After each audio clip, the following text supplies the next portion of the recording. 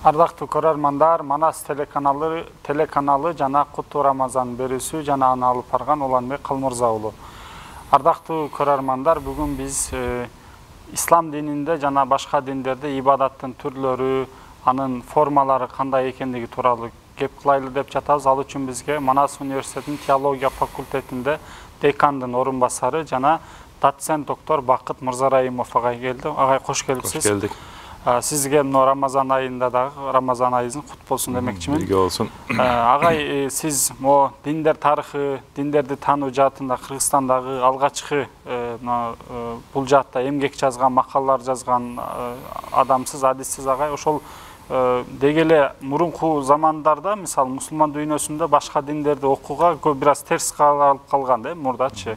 Азыр деле кээде биз сурап калабыз, башка диндерди үйрөнүү тааныйлуу десек деле кээ бирлер жок, эмне кылам, эмне кереги бар деп айтылат да. Бирок азыркы учурда биз мамлекеттердин формасы өзгөрдү, дүйнө өзгөрдү, биз башка диндеги адамдар менен деле чогуу жашап калдык да, бир шаарда, бир базарга барабыз депчи. Анан өзгөчө бизде эми мусулман исламда ибадаттар бар, намаз, орозо сыяктуу, бул жеке коомдук жамаат менен депчи. Анан башка диндердеги ибадаттардан дагы салыштырып айтып берсеңиз агай, ислам мененчи. Рахмат, алгач ушул мүмкүнчүлүктөн пайдаланып, баарыңыздарды мына ыйык Рамазан айыңыздар менен куттуктап, ошондой эле туткан орозоңуздарды, кылган ибадатыңыздарды Алла таалам кабыл алсын демекчимин. Өзүңүз белгилеп өткөндөй, дүйнөдө көптөгөн диндер бар, ар кандай диндер бар, ар кандай ишенимдер бар. Ошол ишенимдердин дагы ыйык туткан, мына биз ичинде турган Рамазан айына окшогондой ыйык күндөрү бар, ыйык айлары бар дегендей. Ошондой эле ошол диндердин дагы өздөрүнчө бир мындай жараткан күчкө ишенишет, ага карата ибадат кылышат. Мына ошол ибадаттарды кандай ибадат кылышат, ислам менен кандай салыштырса болот, же болбосо алардын ибадаттан өзгөчөлүктөр кандай. Ушул сурооңузга мындай кыскача топтоло турган болсок, эми дүйнөдө диндердин түрлөрү өтө көп. Мисалы тактап айтканда алгачкы коомдун диндери, ишенимдери деген бар. Улуттук диний түшүнүктөр деген бар. Ошондой эле жалпы мына глобалдык дүйнөлүк диндер деген түшүнүктөр бар. Ошол диндерден эми сиз айткандай кээ бирине мындай токтолуп өтө турган болсок, бардык эле диндерде жараткан Кудай жана ага болгон мындай ибадат деген түшүнүк бар да. Бул алгачкы коомдогу инсандардын ишенимин алып карай турган болсок, бул жерде ошол алгачкы коомдогу инсандар көбүнчө жанакындай уруу болуп, уруу башчыга баш ийип жашагандыктан ибадаттын түрлөрүн негизинен мындай жамаат түрүндө аткарылган ибадаттарды көбүрөөк байкасак болот да. Себеби дегенде бул жерде уруу, алгачкы коомдо уруулар көбүнчө жамаат уруучулук мүнөз же болбосо уруучулук мыйзам үстөмдүк кылгандыктан алар көбүнчө ибадаттарын жамаат түрүндө гана аткарышкан да. Мындай жекелик түрдөгүдөй ибадат аткарышкан эмес да. Мисалы бизде ислам дининде бир ибадат жекелик түрдө аткарылган ибадат бар, жана жамаат түрүндө да аткарылган ибадаттар бар. Мисалы биз азыр мына орозону карматкан болсок, жекелик түрдө карматабыз. Намазды жекелик түрдө да окуйбуз, жамаат менен да окуйбуз да. Ошол алгачкы коомдогу ишенимдерде, инсандарда ибадаттар негизинен жамаат түрүндө гана өткөрүлгөн да. Жалгыз адам жеке башына ибадат кылган эмес да. Себеби дегенде бул ошол уруу башчынын айткан негизинде же болбосо ошол ата бабалардан келаткан бир ишеним негизинде булар көбүнчө жамаат иретинде гана ибадаттарды аткарышкан. Анын үчүн ар кандай жамаат түрүндө белгилүү күндөрдө мындай ритуалдарды өткөрүшкөн, ошол өздөрү Кудай деп ишенген затка карата ар кандай курмандыктарды чалышкан, же болбосо ошого бир таазим кылышкан, мындайча айтканда жалпылык түрдө гана ибадаттарды аткарышкан да. Анан ошол ибадатка аткарбагандар болсо же катышпагандар болсо, же ошол уруунун мыйзамдарына баш ийбеген инсандар болгон болсо, аны сөз түрдө уруунун мыйзамдарына ылайык жазалаштырган да. Кээ бир учурда бул ошол Кудайга каршы чыктың деген мааниде адамдарды мындай өлтүргөнгө чейин, өлүм жазасына тартканга чейин ушундай жазаларды беришкен да. Мындайча айтканда ибадатка ошончолук чоң маани беришкен. Бирок бул жерде атынан айткандай, алгачкы коомдо диндер болгон үчүн буларда ибадаттар көбүнчө мындай салттык түрдө гана болгон да. Мындайча айтканда ата бабалардан келаткан бир мурас катары эле бир ибадат аткарып келишкен да. Башкача айтканда буларга кандайдыр бир жогорку күч тарабынан мындай ибадат кылгыла, тигиндей ибадат кылгыла деген бир көрсөтмө түшүнүк берилген эмес да. Ата бабалардан көргөнүн эле аткарып келген. Исламдын өзгөчөлүгү түздөн түз мындай Алла Таала тарабынан мындай ибадаттын көрсөтмөсү, кантип намаз окуш керек, кандай орозо тутулуш керек деген мындай түздөн түз Алла Тааладан келген көрсөтмө бар да. Андан кийинки башка диндер, байыркы диндердин мындай ирети менен бир кыскача мисал берип карай турган болсок, эң алгачкы диндердин катарында биздин заманга чейинки 3000-жылдардан баштап келген мындай калыптанып калган индуизм деген ишеним бар. Азыркы Индия тектүү же индус тектүү инсандардын карманып келген диний ишенимдер бар. Индуизм бул эң алгачкы баягы тарыхый этап боюнча алгачкы мындай диндердин катарына кирет да. Булардын дининде ошол Кудай түшүнүктөрү бар, ыйык китептери бар, ыйык жазуулар бар, өздөрүнчө мыйзамдары бар, ибадаттары бар. Бирок бул мыйзамдагы бир мындай пайгамбар аркылуу же болбосо бир жогорку күч аркылуу деген эмес. Буларда дагы жанагы алгачкы коомго окшоп диндин пайда болушу негизинен узак жылдардан бери келаткан бир салттык түшүнүктүн негизинде индуизм деген ишеним пайда болгон да. Бул диндин мындай бир негиздөөчүсү же болбосо бир мындай башында турган бир лидер жок да. Бул баягы элдин көптөгөн кылымдардан бери жашап келаткан түшүнүктөрү, көз караштары дейбизби, же болбосо улуттук мүнөзү, када салттары, ошолордун бардыгы чогулуп туруп бир диндик түшүнүк айланып калган да. Дин катары кабыл алып, азыркы учурда мындай диндер тарыхында дин катары мындай көрсөтүлгөн да. Индуизм деп айтылышын себеби ошол Индиядагы баягы Инди дарыясынын жээгинде эки боюнда жашаган инсандар деген мааниде ошол индустардын дини деген мааниде ушул дин аталып калган да. Анан булардын дини түшүнүгүндө мындай маанилүү болгон кудайлардын көп түрдүүлүгү бар да. Көп ар кандай кудайдын түрлөрү бар. Ар кандай кудайдын айкелдери бар, эстеликтери бар. Ошол кудайлардын башында турган эң чоң 3 кудай түшүнүгү бар. Бул Брахма, Вишну, Шива деп айтылат. Ошол 3 кудайдын жер бетинде ар кандай тамсилчилери же болбосо жер бетинде ар кандай сөлөкөттөрү дейбизби, же айкелдери дейбизби, ошол айкелдери жерлерде жасалып, индуизмде дагы ошол ибадат, ошол айкелдерге же болбосо мындайча айтканда бир кудай эмес, кудайларга карата аткарылган ибадаттарды көрсөк болот да. Бул ибадаттарды негизинен индуизм дини бир аз мындай башка диндерге салыштырмалуу мындай башкача бир көз карашка ээ да. Мындайча айтканда буларда диндик түшүнүктө адамдарды мындай касталык системага бөлгөн үчүн бул табияттан же болбосо адамдар жаратылыштан ушундай 4 кастага бөлүнүп жашайт да.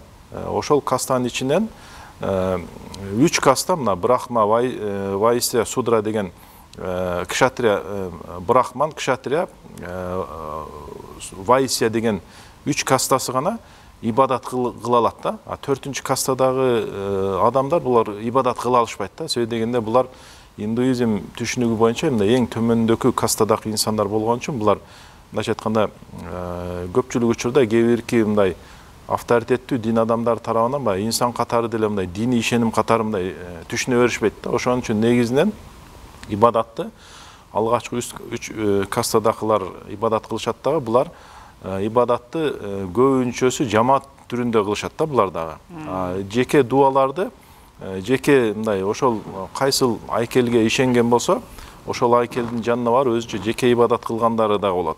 Жеке ибадат дегенде бул жерде кандайдыр бир эрежени аткаруу эмес, ошол өзү ишенген кудайдын айкелине барып туруп ошодон бир дуа тилекте гана боло алат да жеке инсан. Жамаат түрүндө болсо, ошол айкелдерди жамаат чогулуп келип, айкелдерди суу менен жууп, же болбосо сүт менен жууп, ага ар кандай жыттарды сүйкөп, же болбосо ар кандай азыктардан ошол айкелдерге тамактарды берип, анын айланасында бийлеп, же болбосо ошол айкелдин мындай желкелерин көтөрүп, көчөлөрдү кыдырып жүрүп, ошентип кыдырып мисалы ушундай аткарган жамааттык түрдөгү ибадаттар дагы бар да. Бирок индуизмде ушундай мындай түрдүү, түстөгү мындай ишенимдерди байкасак болот да. Ошондой эле ушул кудайларга өтө ар кандай мындайча айтканда иреттүү бир ибадат системасы жок да. Көбүнчө эле салттык түрдө келген бир ибадатты башка шаарда же башка көчөдө башкача аткарып калышы мүмкүн да. Мындай бир иреттүүлүк жок да. Бирок жамаат түрүндө аткара беришет. Мындайча айтканда аймак-аймакка жараша деле бөлүнүп калышы мүмкүн. Ошол эле учурда индуизмге ишенген адамдардын ичинде ибадат кылуунун өзүнө деле каршы чыккан адамдар бар да. Мындай кудайларга жөн эле ишенсе болот, анан өзү ар ким каалагандай мындай дуасын, тилегин, ибадатын аткарса болот деген ушундай да көз караштары бар да. Бирок негизинен жамаат түрүндө аткарылган ибадаттар маанилүү да. Анан бул ибадаттардын ичинде көпчүлүгү жанакындай барып бул индуизм өзү тарыхтан бери келаткандай салттык бир элементтердин жыйындысы катары келип калган үчүн азыркы учурда деле ошол жыйынды уланып кетип аткандай сыяктуу эме элестетилет да. Себеби дегенде жанакы диний ибадаттар, ишенимдер ошол жол менен уланып келатып, бара ар кандай диндик ритуалдарга айланып кеткен да, фестивалдарга айланып кеткен, мындайча айткандачы. Ал жерде бир ибадат эмес эле, мындай оюн зоок дейбизби, же болбосо көңүл ачуу дейбизби, же ырдап бийлөө дейбизби, ушундай түшүнүктөргө чейин айланып кеткен да. Бул деген сөз ошол биздин заманга чейинки 3000-жылдардан болжолдуу түрдө ошодон берки келаткан када салттар мындай дагы эле уланып, мындай диндик жол уланып кетип аткан сымал элестетилет да. Ошондой эле индуизмдеки баягы диний түшүнүктөр, ал жерде индуизмдин жана ведалар деген ыйык китептер, ыйык жазуулар, ошонун ичинде көрсөтүлгөн ибадаттар, ошондой эле курмандык чалуу деген көптөгөн мындай түркүн түстүү мындай ибадат түрлөрүн байкаса болот да ал жердечи. Негизинен эле ошол диндик жамаат түрүндө жана бир фестивал сыяктуу аткарган ибадаттарын көп кездештирсе болот да. Анан индуизмдин ичинен чыккан өзүнчө агым болуп бөлүнүп чыккан жайнизм, ошондой эле буддизм деген сыяктуу азыркы учурда мындай диндер бар да. Көпчүлүк алымдар жайнизм менен буддизмди негизинен мындай өзүнчө бир дин катары таанытканга аракет кылышат да. Бирок чындыгында бул дин өзүнчө бир дин эмес, азыркы эле жогоруда айткан индуизмдин бир маскабы же болбосо бир бутагы катары чыгып келген да өзү негизинде. Жайнизм менен буддизмдин индуизмден бөлүнүп чыгышы болжол менен биздин замандын 6-5 кылымдарына туура келет да. Мындайча айтканда экөө бир доордо чыгат. Бирок азыркы учурда дүйнөдөгү дин катары кабыл алынып калган да. Ошонун ичинде жайнизм менен буддизм дагы негизи алып карасаңыз, мындайча айтканда экөөндө тең Кудай деген түшүнүк жок да негизиндечи. Кудай жок диндер деп айтат. Кээ бир алымдар болсо буларды мындай атеист дин деп айтып койгондор бар эми. Канчалык сөз туура эмес, буну мындай талашып тартса болот, бирок негизинде буларда ошондой бир Кудай деген түшүнүк калыптанбай калган да. Кудай деген сөздү айтышат, Кудай деп өздөрүнчө бир нерсеге ишенет, бирок бул ишенген кудайлары ошол эле жайнизм менен буддизмди негиздеген инсандар кудайлык даражасына чыгарылып коюлган да. Мисалы, жайнизмди негиздеген Махавира деген инсан, бул инсан болгон. Ошол мындай Кудай сымал элестетилип, ошонун айкелдерине сыйынып, ошого тазим кылып, ошого курмандыктар чалынып, же болбосо ошонун айкелинин айланасында жанакындай индуизмдекидей эрежелерди аткаруу жайнизмде да өнүккөн да. Бирок жайнизм азыркы учурда дүйнөдө мындай улуттук диндердин катарына кирип, Индиянын ичинде болжол менен 5 миллион тегерегинде бир жайнизмди карманган, ишенген инсандар бар да. Булар мындайча айтканда салыштырмалуу өтө аз болгону менен, бирок ибадаттар өтө катуу ибадаттар бар да буларда. Керек болсо мына өзүнүн жүргөн турумунан баштап баскан кадамдарына чейин булар ибадатка мындай катуу маани беришет да. Өтө мындай биздин оюбуз менен мындай радикалдуу болуп калышы мүмкүн, бирок алардын өзүнүн ишениминде бул ошолордун мындай катуу ибадаттары болуп эсептелет да. Мисалы, мүмкүн болушунча жайнизмге ишенген адамдар мына кийим кийишпейт да. Анткени биз дүйнөгө ушундай бир мындай жылаңач келгенбиз, ошон үчүн жылаңач жашаш керек деген түшүнүктү кармашат да. Көбүнчө жылаңач жүрүшөт да. Жон гана мындай аврат жерин жаап алгандар бар, кээ бир ага да каршы чыккандар бар да. Себеби буну кылуу менен дагы мындай динге, ишенимге каршы келет деген ушундай түшүнүктөрдү айтып, кийим кийбегенге аракет кылышат да. Ошондой эле буларда жанакындай жандуу нерсени өлтүрбө деген түшүнүктөр бар. Анан буларда мына ичинде турган бир орозо айында турабыз, орозо деген ибадаттар бар, мисалы жайнизмде. Дүйнөдөгү эң катуу орозо түшүнүгү ушул жайнисттерде бар да. Буларда өлүм орозосу деген дагы бир түшүнүк бар. Бул түшүнүк боюнча бир жайнист, мисалы, эгер орозого ниет кылган болсо, ошол булардын орозонун түрлөрү бар. Эми азыр убакытка байланыштуу баарына жетишпей калышыбыз мүмкүн. Мисалы, өлүм орозосу деген бар. Өлүм орозосун бел байлаган бир жайнист ошол ачка калып өлгөнгө чейин эч нерсе тамак дагы жебейт, суу дагы ичпейт, ушундай катуу бир ибадатка бел байлашат да булар. Буну бирок бардык жайнис аткара бербейт да. Өздөрүнчө өтө такыба болгон, өздөрүн өтө бекем жайнис деген кээ бир өтө ушундай инсандар ошол орозого мындай өмүрүнүн аягында же болбосо белгилүү бир жаштан кийин ошол орозого өзүн атап коюшу мүмкүн да. Өлүм орозосу дегенде. Бул жерде эч кандай мындай тамак аш жегенден, суу ичкенден да алыс болуп, акыры ошо менен өлүп, мындай өлүм орозосу менен өлгөн болот. Ал эми буддизм дагы ошол индуизмдин ичинен чыккан. Bundan дагы мындай бир кудай деген түшүнүк жок. Бирок Будданы бара-бара мындай убакыттын өтүшү менен кудайга айландырып алышкан да. Аны кудай деп, анын айкелдерин жасап, ошого сыйынышып, анын айкелдерин ар кандай азык заттардан, тамак аштардан курмандык чалышып, негизинен ибадатканаларда, булардын ибадатканасы ошол жана пагода деп айтылган ибадаткананын ичинде Будданын ар кандай мындай айкелдери болот. Ошол айкелдерине азык заттардан, тамак аштан курмандык чалып ибадат кылышат да. Мындай биз курмандык дегенде жана мал союп, жандык союп деп биз ислам дининде ошентип түшүнөбүз, бирок аларда курмандык чалууда мындай мал сою, жандык сою деген түшүнүк жок да.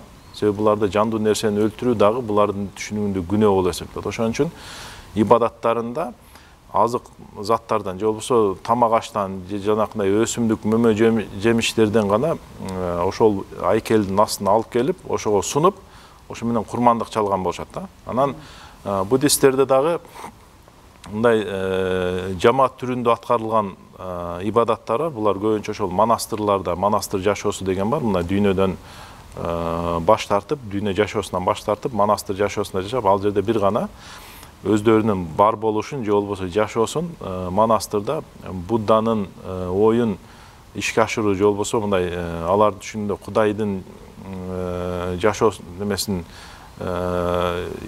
кудайга ишенип ошо Будданын жолунан кетүү деген мааниде, Будданын кудай деп айтат буларчы. Ошол Будданын жазган насаттарын булар буддизмде жанакындай Типитака деген же болбосо кыргызчасында 3 себет деген ушундай ыйык жазуулар бар. Ошол ыйык жазуунун ичинде Будданын осуяттары, акыл насаттары, Будданын шагирттеринин айткан насаттары бар. Ошолорду окуп, ошо менен бир ибадат кылганга аракет кылышат да буддизмде.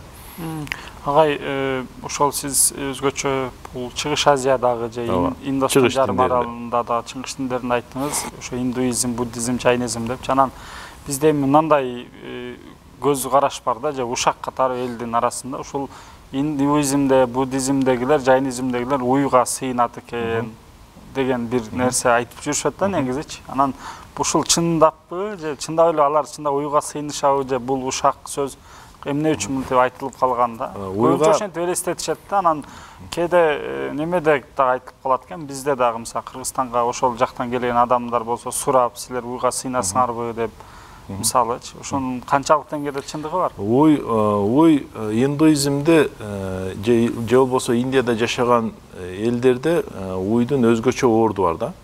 Уй ыйык жандык болуп эсептелет. Таач айтканда индуизмдин уламыштары боюнча ошо индуизмдин пайда болушунда же болбосо индустардын инсан болуп жаралышында уйдун чоң таасири бар деп ишенишет да. Ал ошол жер бетинде адам инсан жаралганда ошол уй адамдан мурда жаратылган үчүн уйдун сүтү менен ошол адам чоңоюп, уй ошол адамдарга мындай өзүнүн сүтүн берип, мындай адамды асырап алган деген ушундай уламыш түшүнүктөрү бар да. Ошон үчүн уйду булар ыйык жандык көрүшүп туруп, ага өтө мындай чоң маани баа беришет да. Ошол уйдун сүтүнөн пайдаланып, бирок этин жешпейт да, сүтүнөн пайдаланышат. Сүтү ушунчалык аруу, таза дегенди үчүн жанакы индуизмдеки айкел эстеликтерди ошо уйдун сүтү менен жуушат да. Уйдун сүтү менен жуушат. Ошондой эле баягы дыйканчылык кылганда уйдон өгүздөрдү пайдаланышып, ошол менен жер айдашып, буудай эгишип, башка айтканда уйду ушунчалык мындай инсанга, адам баласына мындай жакын жаныбар көрүп эсептеген үчүн бул да жана айткандай узак убакыттын ичинде уй мындай ыйык жандыбарга айланып калган да. Индуизмде мындай Кудайлардын көп түрдүүлүгү болгон үчүн кээ индуизм урууларында, кээ индуизм ишенимдеринде уйду кудай деп эсептелгендер дагы бар да. Уйдун кадимкидей эстеликтерин жасап, аны да желкелеринде жасап көтөрүп ташып жүрүп, ушундай уй, мындай символикалык, мындай ыйык катары каралып калган да. Мындай кудай деп ишенген индустардын саны да өтө көп да. Себеби анын ошо инсанды мындай асырап калган деген мааниде уйга чоң маани беришет. Ошон үчүн азыр кээ бир Индияга барып келген жарандарыбыздын деле ошо уй боюнча айткан нерселери көпчүлүгү мындай чындыкка дал келет да. Себеби дегенде уй жана жолдун ортосуна жатып алса деле эч ким айдабайт деген сыяктуу бул нерселер өтө мындай акыйкат эле нерселер да. Уйду эч ким мындай уйду мындайча айтканда мындай бир ыйык жаныбар көргөн үчүн кээ бир уй мындай бир индустун үйүнө кирип булгап койсо деле ал аны сыймык катары мындай көргөн немелери бар да. Себеби дегенде ал уйда ошол киши мындай тандап туруп келип анан бул мындай ыйык, ошол үйдүн мындай ыйык экендигинин белгиси сымал дагы түшүнгөндөр бар да. Демек бул жерде баягы сиз айткандай индуизм дининде дагы бир тип эмес экен да, бул баягы салттык болгондуктан ар бир аймактын же шаардын же бир жамааттын өзүнчө ритуалдары, айырмачылыктары бар экен, бирок алардын мындай бирдиктүү тескеген бир рычагы жок экен да. Ошон үчүн ушундай айтылып калыптыр да. Анан агай вактыбыз дагы соңуна чыгып баратат. Сиз өзгөчө чыгыш диндердеги ибадаттарын айттыңыз. Анан бизде эми теңирдик диндер деп коюлат эмеспи, илахи диндер. Бул иудаизм менен христианчылыкта дагы ибадаттарына кыскача айтып берсеңиз. Иудаизм бул яхудилер, жөөттөрдүн дини. Булар дагы ибадаттар биздин ислам динине окшоп мындай жамаат түрүндө, жекелик түрүндө аткарылат. Бирок көбүнчө бизден айырмасы аялдарда ибадат кылышпайт да. Көбүнчө кылынган ибадаттарды жамаат түрүндө гана булар аялдар мындай көз салып көрүп гана ошо менен чектелишет да. Негизинен ибадаттарды эркектер окушат. Көбүнчө синагогдо жанакындай ибадатканада эркектер Тораттан окушуп, Тораттан ырдап, ошентип жана ыйлоо дуалы деп коет, стена плачет. Ошол жерге барып жылына бир ажылык сыяктуу ибадаттарды аткарышып, ошондой ибадат өткөрүшөт. Анан жекелик түрдө дагы өздөрү өз алдынча синагогдо болобу, же болбосо үйлөрүндө болобу, жана Тораттан окуп, ошентип ибадат кылышат. Анан жекелик түрдө көбүнчө жанакындай дуа иретинде гана ибадат өткөрүлөт. Мындайча айтканда Кудайдан бир нерсени суроо, тилөө, кайсыл бир дубасын ишке ашыруу максатында гана ушундай ибадат өткөрсө болот. Анан өткөрүшөт. Жөөттөр дагы өздөрүнүн ичинде мындай жамааттарга, маскаптарга бөлүнүшөт. Кээ бир маскаптардын ибадаты мындай бий сыяктуу өткөрүлөт. Өздөрүнчө ушундай түшүнүктөрү бар да, мындай күнүмдүк ибадаттары бар. Анан кийин булардын жылында ар кандай диний майрамдар бар. Ошол майрамды аткарышат. Анан бирок эң көбүнчө майрамды булар ишемби күндөрү, мындайча айтканда суббота 6-күнү яхудиликте жөөттөрдө ыйык күн болгон үчүн ал күнү баштан эртең мененен кечке чейин ибадат менен өткөрүшү зарыл да. Ал күнү жумуш кылуу яхудилерде арам жана күнөө болуп эсептелет да. Яхудиликтеги мындай жума, суббота күнкү же болбосо ишемби күнкү ибадаты эң маанилүү ибадат деп айтсак болот. Ал күнү бир дагы мындай жөөт иш кылбаш керек. Себеби жөөттөрдүн түшүнүгүндө Кудай 6 күндө жерди жаратып, анан 6-күнү мындай асманга чыгып эс алды деген ушундай ишенимдери бар да. Ошон үчүн булар дагы 6-күндү эс алууга бөлүп, эч кандай мындай жумуш аткарбайт да, диний ибадат менен гана өткөрүшөт. Христиан дининде болсо, христиан дининде дагы жекелик түрдө аткарылган ибадаттар бар. Анан жалпы аткарылган ибадат бул жанакындай чиркөөнүн ичинде дуа иретинде гана аткарылат да. Бизге окшоп жамаат менен намаз кылды деген түшүнүктөрү жок. Булар христиандарда көбүнчө жана ишемби жана жекшемби күндөрү чиркөөгө келип туруп, нан шарап майрамы же болбосо мындай чиркөөдөгү мындай хлеба проблемне деген орусча айткан ушундай ибадаттар бар. Бул жерде ишемби жекшемби күндөрү баары чиркөөгө топтолуп, ошол жерде Кудайга ибадат кылып, ошентип ибадат өткөрүшөт. Анан өз алдынча жекелик түрдө мындай дуа иретинде гана ибадатты өткөрөт десек болот да. Мисалы, бул жерден дагы биз азыр чыгыш диндеринен ошондой эле иудаизм, христиандыктан көрдүк, жеке жана жалпы депчи. Анан бизде дагы мисалы мындай деп айтсак болот да, мисалы христианчылыкта сөз чиркөөгө барып ибадат кылыш керек деген шарты бар да. Мисалы бизде мусулманчылыкта мисалы ооба жамаат менен окуу жакшы, мечитте окуу жакшы, анан жума намазы, айт намазы деген окулат, бирок натыйжада жер жүзүнүн бардык жеринде баягы 5 убакыт намаздарды окусаң болот деп айтылат. Бардык жерде окусаң болот, жеке үйдө окусаң болот. Исламдагы диндин бир өзгөчөлүгү мындай социалдык көмөктөшүү деген дагы бар да. Мисалы намаз, жамаат менен намаз окуунун бир эле намаз окуп эле калуу эмес, анын ичинде мындай социалдык көмөктөшүү, бири-бири менен таанышуу, баарлашуу, бири-бири менен мындай көмөк көрсөтүү, жардам көрсөтүү, кыйналгандарды мындай жардам көрсөтүү дегендей, кедейлерге зекет берүү дегендей, орозонун деле ошондой мындай ичинде турган орозо айында деле ошондой көп нерсе мындай тыюу салынат. Мындай ачка калгандардынга мындай ооз ачыруу кылып берүү, мындай айтканда мындай көмөктөшүү, социалдык жагы, коомдук жагы да өтө кенен да.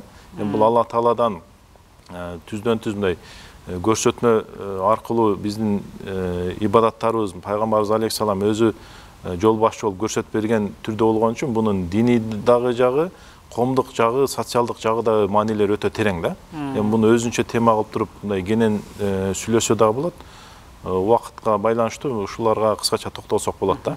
Чоң рахмат агай, биз бул жерден дагы мындай жыйынтык чыгарсак болот, көрүүчүлөр тарабынан дагы. Мисалы, ошол башка диндердеги ибадаттардын кээ бирлерин чындап эле акыл, макул эмес нерселерин көрдүк, аябай таң калыштуу, эч бир акылга эске сыйбаган нерселер да бар. Кээ бирлердин аябай апыртып кыйнагандарын да көрдүк. Ал эми натыйжа катары ала турган сабагыбыз исламдын сиз айткандай эле Алла Тааладан келгендиги жана пайгамбарыбыз өзү элчи катары, өрнөк катары бизге көрсөтүп бергендиги үчүн биздеги ибадаттардын жекелик болсун, жамааттык болсун, бардыгы бир системалуу түрдө адамга ылайык болгондугун биз билсек болот экен. Сиздин ишиңизге ийгилик буюрса, ушул кылган ибадаттарыбыздын баары кабыл болгон болсун. Рахмат, бирге болсун. Ардактуу көрөрмандар, бүгүнкү Куттуу Рамазан берүүсүндө башка диндерди, ибадаттарды көрдүк жана аны алып барган мен Уланбек Кылмырза уулу болдум. Эмки берүүлөрдөн көрүшкөнчө сак саламатта туруңуздар.